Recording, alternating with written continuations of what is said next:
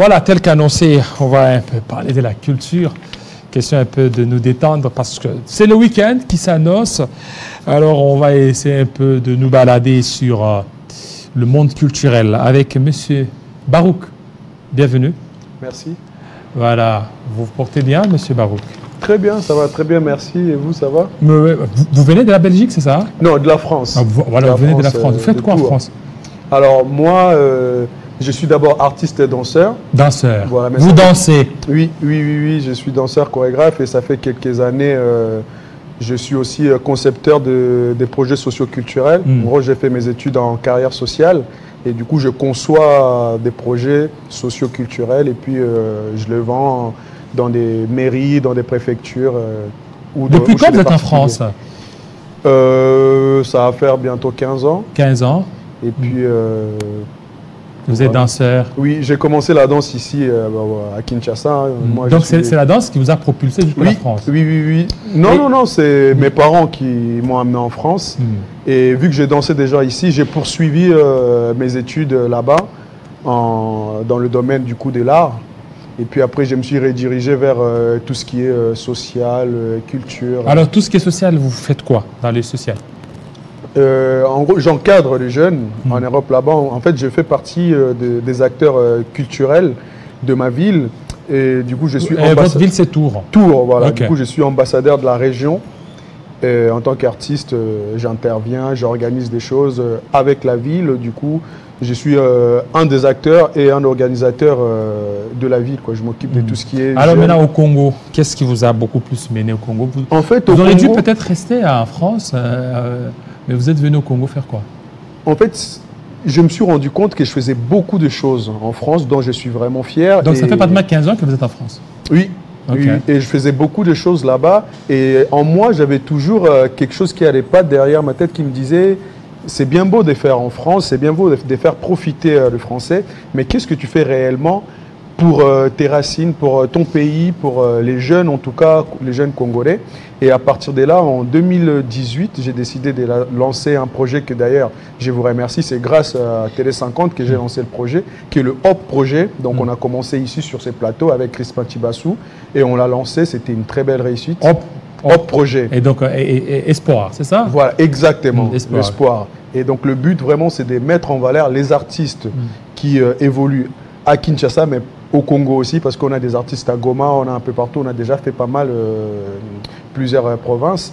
Et le but, c'était vraiment de mettre en lumière les artistes qui évoluent à Kinshasa et leur donner une scène et aussi un endroit pour s'exprimer et pour prendre leur expérience congolais et l'emmener en France ou peu importe le pays, mais en tout cas voyager et leur faciliter aussi, parce qu'on sait dans le monde de l'art, au Congo surtout, c'est pas facile pour un artiste de voyager. C'est très compliqué.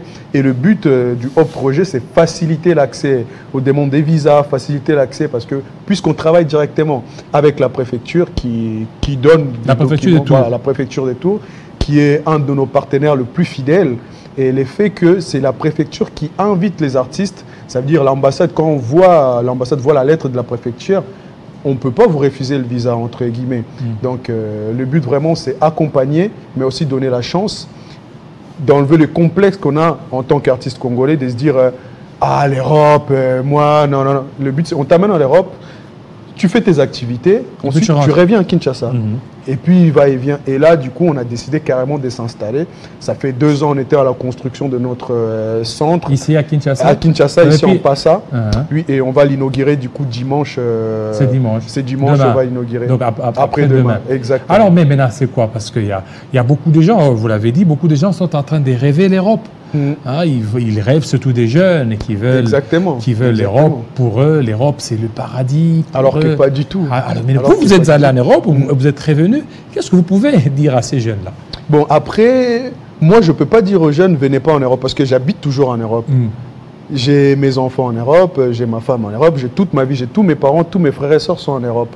À Kinshasa, j'ai de la famille proche, mais des cousins, des cousines. Donc, je ne peux pas me permettre de dire aux gens de ne pas venir en Europe. Par contre, je peux leur dire, venez pas en Europe pour rester, parce qu'on a eu plusieurs cas de fuite où j'amène des artistes et une fois arrivé en Europe, Les artistes? Exactement, Plusieurs fois. Ah, bah oui, c'est le quotidien. Et vous avez été victime? Exactement. Et lorsqu'il y a, la fille, là, qu'est-ce que vous faites, vous En tant qu'organisateur, malheureusement, en France, on ne peut rien faire parce qu'on ne peut pas aller porter plainte. On peut juste déposer, faire une main courante à la préfecture. Mais vous qui êtes victime, peut-être la France... Ça nous perturbe du coup.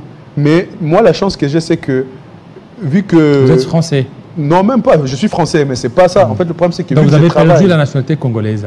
j'ai jamais... Parce que vous avez opté la nationalité française. J'ai pas beaucoup eu le choix parce qu'en fait, pour être ambassadeur, il fallait que je sois français. D'ailleurs, j'ai pas demandé la nationalité, on me l'a proposé. On vous l'a proposé? Oui, on me l'a proposé parce que l'avantage, la différence qu'il y a en Europe et en Afrique, c'est que en Afrique, un gars comme moi, personne ne va me considérer. Alors qu'en Europe, j'ai le numéro privé de monsieur le maire, enfin, on se communique, on se téléphone, on me donne des responsabilités. Des fois, je suis contacté directement par l'éducation nationale pour me demander de proposer des événements parce qu'ils croient en toi et à tes projets. On ne juge pas la personne, on juge la qualité de travail que tu peux proposer. Et donc, le jour où on m'a envoyé une lettre pour me demander, c'était à mes 18 ans, parce que quand j'étais mineur, du coup, j'étais réfugié congolais, et puis à mes 18 ans, on m'a demandé si je voulais être français. À la limite, c'était une obligation par rapport à ce que j'ai proposé déjà. Je ne voyais pas d'inconvénient, parce que techniquement parlant, la France m'a plus donné qu'au Congo. J'ai eu juste le temps de naître et faire l'école primaire. Ensuite, je suis parti en Europe. Donc, c'est à moi de donner au Congo. Mais je sais que le Congo m'a rien donné en particulier. Donc, on ne peut pas dire que j'ai choisi la nationalité française.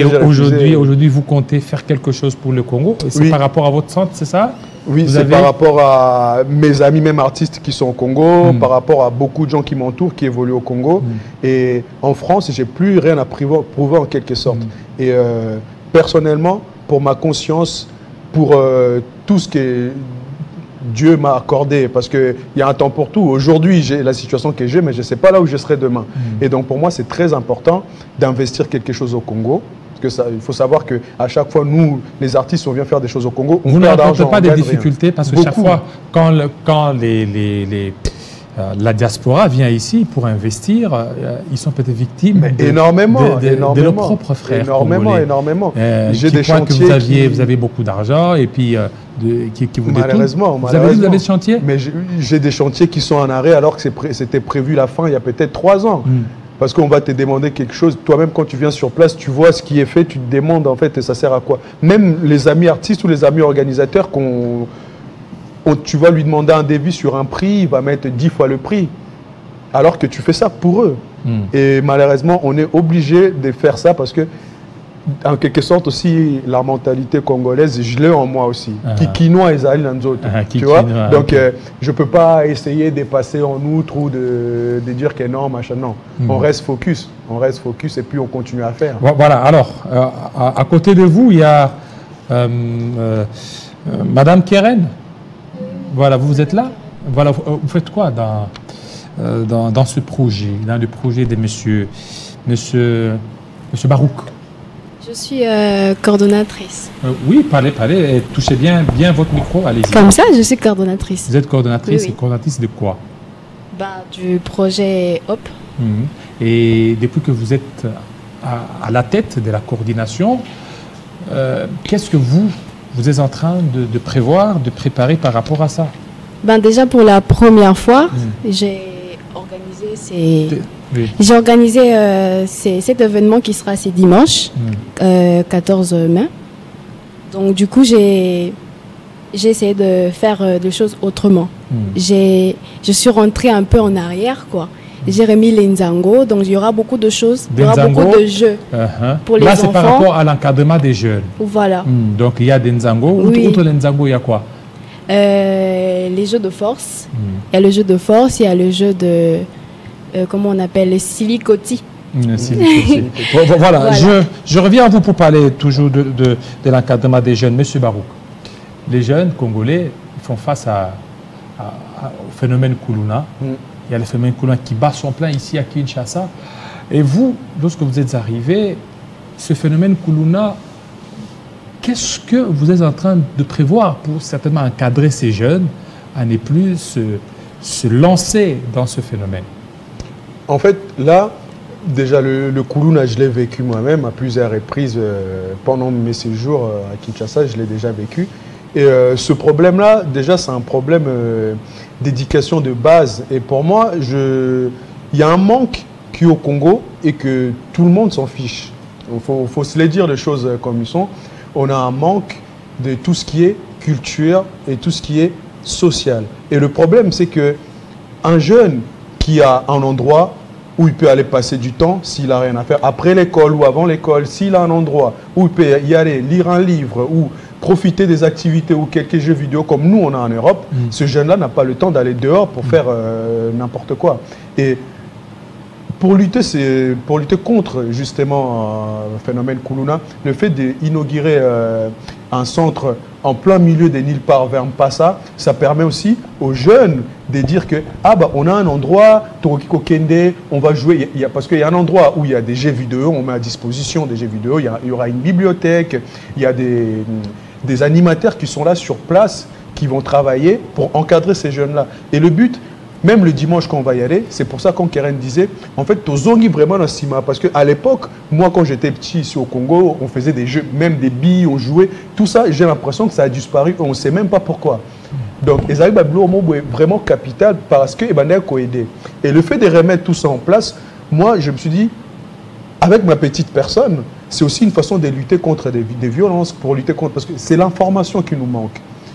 J'ai été au Congo, il y a des choses que, une fois arrivé en Europe, je disais, parce qu'au Congo, on n'a pas accès à l'information. Malheureusement, c'est comme ça. Et c'est un problème où c'est à nous, les acteurs, de se réveiller un peu et commencer à proposer des choses. Le fait de proposer cette maison, ça va permettre d'accueillir les jeunes, d'encadrer les jeunes, de les accompagner, parce que c'est un centre socio-culturel. Il y a un côté social aussi. L'encadrement, il y aura des éducateurs.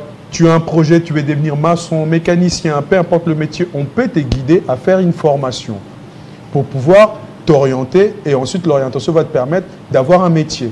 Et on peut, avec des partenariats qu'on aura d'ici peu, on pourra te trouver un emploi et puis tu pourras commencer ta vie.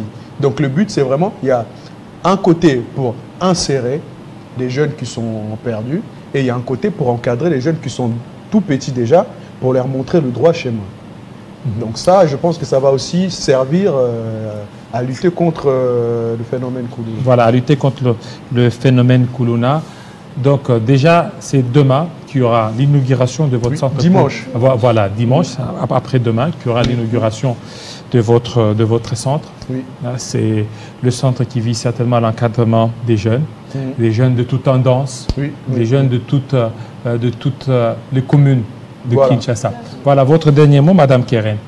Votre dernier mot. Moi, je voudrais bien dire aux jeunes d'être forts. Parce qu'en vrai, moi, j'ai vu aussi beaucoup de choses. C'est vrai que Baroque ne vit pas vraiment ici, mais c'est moi qui est là. Donc, je préfère plutôt qu'ils viennent faire un tour. C'est dimanche. Comme ça, on va essayer de vivre ces trucs. Voilà, Monsieur Barouk, pour terminer. Moi, pour terminer, bon, je dirais juste que, surtout à mes frères diaspora, j'aime pas trop le terme diaspora, en tout cas à mes frères qui vivent en dehors du Congo, si nous tous, on prend la responsabilité de revenir au pays et de faire une chose, 1 + 1 = 2, on multiplie, après ça devient plusieurs. Parce que souvent, on critique le pays, parce que surtout je parle de mon entourage, beaucoup critiquent le pays, mais peu font des choses au pays. Préfèrent faire leurs vacances à l'étranger, ailleurs, profiter. Alors qu'au Congo, c'est bien beau de critiquer, parce que moi j'aime bien critiquer le pays, mais j'aime aussi faire des actions. Donc je vais leur conseiller, s'il vous plaît, je regarde ma caméra, rentrez au pays, faites des choses pour le Congo, et ensuite critiquez le Congo. Mais ne critiquez pas juste en restant comme ça, spectateur, je regarde, ah, Eloko Epola, qu'est-ce que tu fais toi? Epola, mais il faut faire quelque chose. Donc voilà. Voilà, merci. Merci beaucoup. Surtout un bon week-end à tous nos fidèles téléspectateurs en compagnie de Télé 50. Le samedi, dimanche, il y a toujours des programmes alléchants sur Télé 50. Demain, à partir des 18h, Ça sera Club 50 avec Jean-Marie Kassamba, accompagné des professionnels des médias qui seront là, qui vont décrypter l'actualité en République démocratique du Congo dimanche. D'autres programmes alléchants. Restez branchés sur Télé 50. On se voit le lundi pour le même plaisir, avec le même plaisir. Restez branchés sur Télé 50. Tout à l'heure, la grande édition de Kuba Bouranze Chiguere Kabuya. Il sera 20h dans l'est de la RDC, 19h à Kinshasa. Portez-vous très bien. À très bientôt.